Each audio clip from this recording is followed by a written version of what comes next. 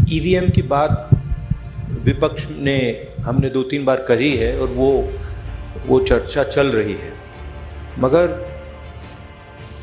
EVM सिर्फ एक element है। जैसे मैंने पहले भी कहा है,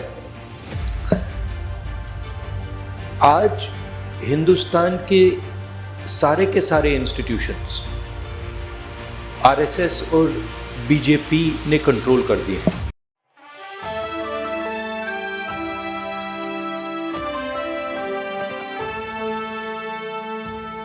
नमस्कार, मैं राकेश मोहन सिंह और आप देख रहे हैं नेक्स्ट 9 न्यूज पॉलिटिकल बाइट।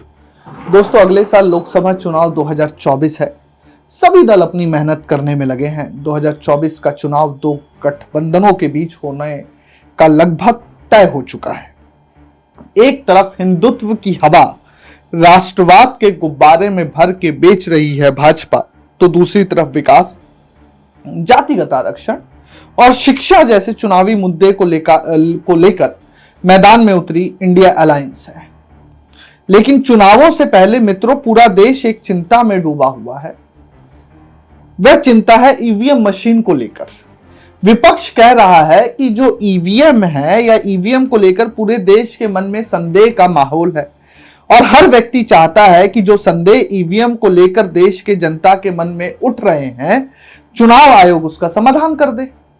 लेकिन चुनाव आयोग है कि मिलने का समय ही नहीं दे रहा। भारत को लोकतंत्र की जननी कहा जाता है। पीएम मोदी भी विदेश जाकर बड़े ही गर्व से कहते हैं कि मैं लोकतंत्र की जननी कहे जाने वाले भारत से आता हूं। लेकिन दोस्तों, आज लोकतंत्र की जननी बीमार है, क्योंकि मौजूदा सत्ता दल को एक ऐसा लोकतंत्र चाहिए जहां विपक्ष मुक्त संसद हो और बेबस चुनाव आयोग हो। दर्शकों, चुनाव आयोग को एक संवैधानिक संस्था के तौर पर रखा गया क्योंकि संविधान निर्माता चाहते थे कि देश के भीतर लोकतंत्र निष्पक्ष हो और चुनाव संदेह मुक्त हो।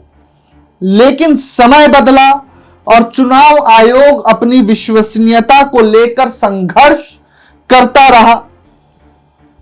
कभी टीएन शेषन जैसे चुनाव आयुक्तों ने आकर फिर से चुनाव आयोग को मजबूती से स्थापित करने की कोशिश की। लेकिन दर्शकों, आज जब हम चुनाव आयोग को देख रहे हैं तो ऐसा लग रहा है कि चुनाव आयोग भले ही एक स्वतंत्र संस्था हो, लेकिन आज वह किसी के हाथों की कठपुतली सी बन गई है।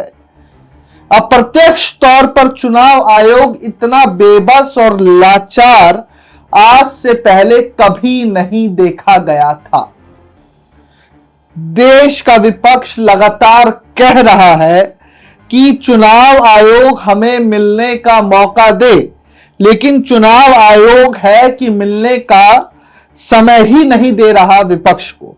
शायद चुनाव आयोग भूल गया है कि जैसे आयोग खुद लोकतंत्र को मजबूत करने के लिए जरूरी है, वैसे ही लोकतंत्र को मजबूत करने के लिए विपक्ष भी जरूरी है। अगस्त 2023 के महीने में विपक्षी दलों ने चुनाव आयोग को एक चिट्ठी लिखी थी।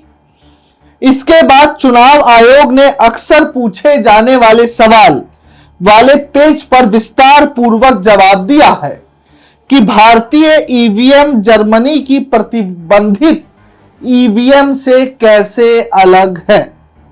एक तरफ जहां इंडिया ब्लॉक ने 19 दिसंबर को प्रस्ताव पारित करते हुए कहा था कि चुनाव आयोग इस मामले पर विपक्षी प्रतिनिधिमंडल से मिलना नहीं चाहता, वहीं दूसरी तरफ बताया जा रहा है कि चुनाव आयोग गठबंधन को पहले ही जवाब दे चुका है। चुनाव आयोग के जवाब में अगस्त के महीने में अपलोड किए गए ईवीएम पर FAQ फ्रीक्वेंटली आस्क्ड क्वेश्चन का हवाला दिया गया है। इलेक्शन कमीशन की वेबसाइट पर अपलोड किए गए FAQ में 76 सवालों के जवाब शामिल हैं, जबकि पहले सिर्फ 39 सवालों का जवाब हुआ करते थे। उसमें से एक सवाल यह भी है कि ईवीएम बनाने वाली कंपनियों की ओर से गोपनीय सॉफ्टवेयर को विदेशी चिप निर्माताओं के साथ शेयर किया जा सकता है क्या? तो इसके जवाब में इलेक्शन कमीशन ने कहा, माइक्रो कंट्रोलर्स को हाई लेवल सिक्योरिटी और उसके उपायों के तहत फर्मवेयर के साथ पोर्ट किया जाता है। इसके लिए 4 लेयर सिक्योरिटी होती है और माइक्रो कंट्रोलर्स को L3 सिक्योरिटी में पोर्ट किया जाता है, जहां पर सिर्फ गिने चुने लोगों की एंट्री होती है। माइक्रो कंट्रोलर में फर्मवेयर प्रोग्राम लोड करने में किसी भी बाहरी एजेंसी, वो चाहे स्वदेशी हो या विदेशी, शामिल नहीं है। Voter variable paper audit trail, जिसे हम वीवीपैट कहते हैं, पर चुनाव आयोग ने कहा कि इसमें 2 तरह की मेमोरी होती है। एक जहां पर प्रोग्राम इंस्ट्रक्शन माइक्रो कंट्रोलर्स के लिए रखी जाती है, जिसे केवल एक बार प्रोग्राम किया जा सकता है। तो दूसरी वो वहां जहां ग्राफिकल इमेज स्टोर की जाती है, वो जगह जहां पर उम्मीदवारों या उनके प्रतिनिधियों की उपस्थिति में उम्मीदवारों के प्रतीक चिन्ह लोड किए जाते हैं। दोस्तों, ईवीएम पर संदेह होने के और भी कई कारण हैं, क्योंकि जिस तरह से ईवीएम कई बार कब्रिस्तान से मिलती है, तो कभी ईवीएम स्टोर रूम में ही आग लग जाती है, तो कभी ईवीएम कई बार किसी प्राइवेट गाड़ियों में मिलती है, जैसा विपक्ष हमेशा दावा करता रहा है। तो ईवीएम जिस तरीके से लवारिस हो गई है, उसको देखकर ऐसा लग रहा है कि आने वाले समय में अगर इस पर कठोर उपाय नहीं किए गए तो लोकतंत्र भी हमारा लवारिस हो जाएगा। क्योंकि देश में लोकतंत्र को मजबूत करने में चुनाव आयोग की सबसे अहम भूमिका होती है। दर्शकों, ऐसा नहीं है कि ईवीएम पर सिर्फ नेता ही सवाल उठा रहे हैं। सुप्रीम कोर्ट के वरिष्ठ वकील भी ईवीएम को कटघरे में खड़ा करते हैं। सुप्रीम कोर्ट के वरिष्ठ वकील प्रशांत भूषण सोशल मीडिया पर लिखते हैं, जिस तरह से ईवीएम और वीवीपैट मशीनों में छेड़छाड़ हो सकती है, सिंबल लोडिंग के समय जो प्रोग्राम डाला जाता है उस समय इस तरह से गड़बड़ किया जा सकता है। इसलिए ज्यादातर देश वापस पेपर बैलेट की तरफ चले गए हैं। पहले भाजपा के लोग भी पेपर बैलेट की मांग करते थे, अब सत्ता में आने के बाद क्यों बदल गए? वीवीपैट मशीन का कांच काला क्यों कर दिया गया? ये तमाम सवाल पूछे जा रहे हैं। चुनाव आयोग इस तरह से पंगु हो चुका है कि उससे जवाब देते नहीं बन रहा है, ऐसा विपक्ष आरोप लगाता रहा है। आप राहुल गांधी का बयान सुनिए कि उनकी क्या राय है ईवीएम मशीन पर। ईवीएम की बात विपक्ष ने हमने 2-3 बार करी है और वो चर्चा चल रही है, मगर ईवीएम सिर्फ एक एलिमेंट है। जैसे मैंने पहले भी कहा है,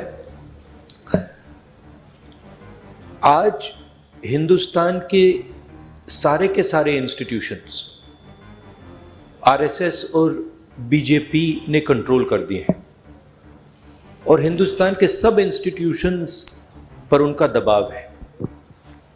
प्रेस पे दबाव है, ब्यूरोक्रेसी पे दबाव है, इलेक्शन कमीशन पे दबाव है, जुडिशरी पे प्रेशर डालते हैं।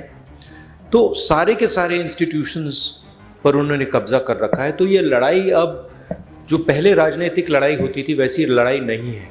एक पॉलिटिकल पार्टी दूसरी पॉलिटिकल पार्टी के बीच में लड़ाई नहीं है। अब ये हिंदुस्तान के इंस्टीट्यूशंस जो इन्होंने कैप्चर करे हैं उनके बीच और ऑपोजिशन के बीच में लड़ाई है। उसमें एक फैक्टर ईवीएम है, मगर बहुत सारे दूसरे फैक्टर भी हैं। हिंदुस्तान में जो नॉर्मल डेमोक्रेटिक प्रोसेसेस होती हैं आज वो नहीं है। जो विपक्ष के लोगों पर आक्रमण हो रहा है, सीबीआई, ईडी, पेगासस, ये नॉर्मल डेमोक्रेटिक फंक्शनिंग नहीं है। तो दर्शकों, सुना आप लोगों ने कि राहुल गांधी ने क्या कहा। आप लोग क्या समझते ईवीएम पर, हमें जरूर लिख भेजें। देश और दुनिया की तमाम खबरों के लिए देखते रहिए नेक्स्ट 9 न्यूज पॉलिटिकल बाइट। धन्यवाद।